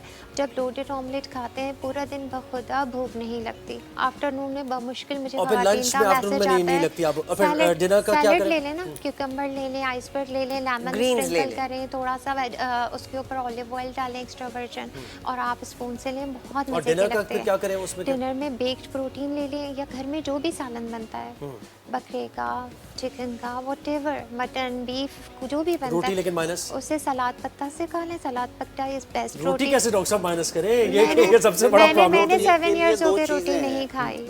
एक तो आप कुछ ऐसे, जैसे उन्होंने कहा बादाम का आटा और कोकोनट का आटा है, इनकी रोटी बना के खाई या जा सकती है। flaxseed इसमें is थोड़ा सा best। वो डाल दें, इस बगोल डाल दें तो थोड़ी सी ज़रा नरम रोटी बन जाती है। ठीक है। तो मिलती भी है बादाम की रोटी, कुछ जगहों में, डिफेंस में तो कई जगह मिलती है बादाम की रोटी, ये आप खा सकते हैं। और दूसरा कुछ चीज़ें ऐसी हैं, जैसे आप देखें अभी जो मैंने कहा था ना, ये हीट वेस्ट होती है। अभी ये रिसर्च हुई है पिछले चंद सालों में कि कुछ खाने ऐसे हैं जो हीट बॉडी में, जिनको थर्मोजेनेसिस कहते हैं, हीट जनरेट करते हैं। Heat generate. तो बड़ी 2-3 कमाल की चीज़ें हैं जो हर घर में होती हैं। अच्छा, चावल को कैसे रिप्लेस? मैं बताता हूँ। नंबर 1 जो है वो रेड चिली है, रेड चिली। नंबर 2 टमाटो है, और 3 ये बीन्स हैं। ठीक है। ये They're all red in जब color। आप मिर्चें ज़्यादा खाते हैं, आपको पसीना गर्मी लगती बिल्कुल है, ऐसे ही है। ये वही एनर्जी वेस्ट कर रही है। ये ओके, ये कुदरती, अब पता चला है। लोग मिर्चें अभी- माइनस करते हैं। अब मैं तो सभी लोगों को एडवाइस करता हूँ कि 2 लाल मिर्चें, ये मेरी रेसिपी नहीं, ये अमेरिकन से सीखा है मैंने। 2 लाल मिर्चें ताज़ी हों, पिसी हुई हों, पाउडर यहाँ तो जाली मिलते हैं, वो तो हाँ, इसलिए नहीं, पाउडर ना खुद लें, अगर खुद कर पीस लेते लें। 1 टमाटर, थोड़ा सा लहसुन डाल लें, इसकी चटनी बनाएं। सुबह मैं खुद सुबह शाम खाता हूँ इसका। हमारे यहाँ लहसुन की चटनी तो वैसे ही बिल्कुल बनती है, कॉमन हाँ, चलती है, हर ये घर में। खाएं। दूसरा, बीन्स भी यही काम करते हैं। There are some fruits which do thing. आजकल तो एक किताब लिखी है एक अमेरिकन ने, eat to beat the diet, कहता है, इस पे एक वीडियो भी बनाई है मैंने, खाना भी खाएं, खाना खाते खाते वजन लूज करें। You don't have to die, भूखा नहीं रहना। बड़ी नई रेवोल्यूशन है ये तो क्या खाना है, साइंस तो नई इतनी तेजी के साथ आगे बढ़ रही है। सही। और देखें, चंद एक चीज़ें भी आपने सवाल किया था सरवत, वो ये है चावल को कि replace। 3-4 चीज़ें हैं जो आप करें सेहतमंद रहने के लिए। वज़न में, मेरा वज़न जो आज से 40 साल पहले था, आज उससे आधा kg भी ज़्यादा नहीं है। अमेजिंग है। मैंने वफ़ात की पैदाइश से पहले के वज़न। अच्छा, उसमें ऐसा है कि पहली चीज़ तो ये है कि आपकी डाइट सही हो। मतलब अब वो लंबी कहानी है, बैलेंस डाइट हो वो दूसरी कहानी है, बस ये बता दिए डाइट सही हो। नंबर 2, फास्टिंग ज़रूर करें। 16 से I do 7 days a week। आप 2 दिन कर लें हफ्ते में, 3 दिन कर लें, 5 दिन कर लें। I find it easy. यानी 8 o'clock अगर आप रात में खाना खा लेते हैं तो फास्टिंग हो ही जाती है ना? मैंने नाश्ता 10 बजे। रात को 8 बजे खाना खाया, अभी मैंने ब्रेकफास्ट नहीं किया। अभी जाके मेरा क्लिनिक है दोपहर को, वही जाते घर जाऊंगा, फिर ब्रेकफास्ट होगा तो वो हो गई फास्टिंग। मेरे 15 से 18 घंटे की हो जाती है। 2 चीज़ें हो गई। नंबर 3, देखे एक्सरसाइज नेचर में there is no such thing as exercise. कभी शेर या ऊंट या हाथी दंड वजन नहीं उठा रहा होता है, yet they are so fit। Nature में क्या है? मूवमेंट, वॉकिंग, मूवमेंट, पाँव की, हाथ की, जिसकी भी। पीपल जैसे कोई फैक्ट्री में काम करते हैं, 4 मंजिला फैक्ट्री, उसमें सुपरवाइजर है, सारे दिन ऊपर नीचे मजदूर हैं आप देखें, he does not need to do anything except जब आपकी एज 40 से आगे निकले तो स्ट्रेंथ ट्रेनिंग जरूर करें, नहीं तो मसल वेस्टिंग होती है। somebody who walks every day, जो दुनिया के हेल्दीएस्ट लोग हैं जिनको ब्लू जोन्स कहते हैं, वहाँ पे कोई जिम नहीं होते, कोई एक्सरसाइज नहीं करता, they work all day. This is best. तो ये आपकी मूवमेंट चाहिए, किसी किस्म की मूवमेंट हो, लेकिन थोड़ी सी रेजिस्टेंस ट्रेनिंग कर लें तो एज के साथ, एज के साथ, उसके साथ sleep is very important. Sleep, आपको पता है कि आपकी फैट दिन में जब आप दौड़ रहे होते हैं उस वक्त फैट बर्न नहीं होता, उससे ग्लूकोज बर्न हो। फैट आपकी बर्न होती है रात में जब आप सो रहे होते हैं। और कितने? 8 घंटे? 7-8 घंटे से रात को, इस वजह रात को इसमें ह्यूमन ग्रोथ हार्मोन निकलता है जो फैट को बर्न करता है। सही। और दूसरा, आप नींद, रात का खाना और नींद में आइडियली 4 नहीं तो 3 घंटे का फर्क हो, बीच में कुछ ना खाएं। उससे फैट, क्योंकि आप खाएंगे लेट, 11 बजे खा के 12 बजे सोएंगे, इंसुलिन आती है, इंसुलिन फैट बर्न नहीं होने देती। बिल्कुल ठीक है। ये और साथ सप्लीमेंट्स लें, सप्लीमेंट जरूरी है। ये 4 चीजें। सैम, आपके किचन से अगर किसी को कुछ मंगवाना हो तो वो किस तरह राब्ता कर सकते हैं आपको? मेरे व्हाट्सएप नंबर पे भी मेरा पेज है सैम्स कीटो किचननेट के नाम से। राइट, कहाँ पे है ये? इंस्टा पे, फेसबुक पे, सब सोशल मीडिया पे। जी, सैम्स कीटो किचन। बिल्कुल जी, आप दोनों का बहुत शुक्रिया। सैम, आप आई, आपने वक्त दिया। डॉक्टर साहब, आपने अपनी क्लिनिक का वक्त हमें दे दिया। आपके पेशेंट्स हमें बड़ा परेशान हो रहे होंगे। आप हेल्दी रहें, फिट रहें, चलते फिरते रहें, ग्रीन्स खाएं, अपने फ्रूट्स का ख्याल रखें, सप्लीमेंट्स का ख्याल रखें और बैलेंस डाइट रखें ताकि आपको उस तरफ जाना ही ना पड़े। यानी कि बिल्कुल फास्टिंग बहुत जरूरी, सबसे आम चीज है। सबसे अहम बिल्कुल। चीज। तो अपने आप को ऐसे अपनी बॉडी को रखें ना, और अपना रूटीन ही ऐसा बनाए कि आपको फिर उस तरफ जाना ही ना पड़े कि भाई कीटो और क्रैश डाइट हमने करनी है ताकि दोबारा शेप में आना। तो हेल्दी। बिल्कुल जी जी बताइए। सारे रिलीजन करते हैं। आपको पता है हमारे प्रॉफिट आइडिया है कितने रोजे रखते थे? नहीं सर। एवरी मंडे साल के तकरीबन आधे दिन के। अच्छा। रमज़ान के 30, 15 शाबान के, रजब के 6, हज के, मुहर्रम के, शव्वाल के, हर पीर और जुमेरात के, हर चांद की 13, 14, 15 तारीख। मतलब 150 ये सब गिने 160, 165 बन गए। आधे साल के रोजे रखते थे। उनको किसने बताया? अभी मेडिकल साइंस बताती है कि इससे बेहतर कोई चीज नहीं है रोजा रखने से। इलाज नहीं। बिल्कुल। कम खाने से आप जो है फिट रहेंगे, ज्यादा खाने से मसाइल आपको हो जाएंगे। बिल्कुल जी। तो यहाँ हम अब इख्तिताम करते हैं हेल्थ का। इस सेगमेंट को आप सोशल मीडिया पे भी देख सकते हैं। अपना बहुत ख्याल रखिएगा। मैं और ज़ुहैब कल दोबारा आपके सामने हाजिर होंगे नए न्यूज़ और व्यूज़ के साथ। अपना ख्याल रखें। अल्लाह हाफ़िज़।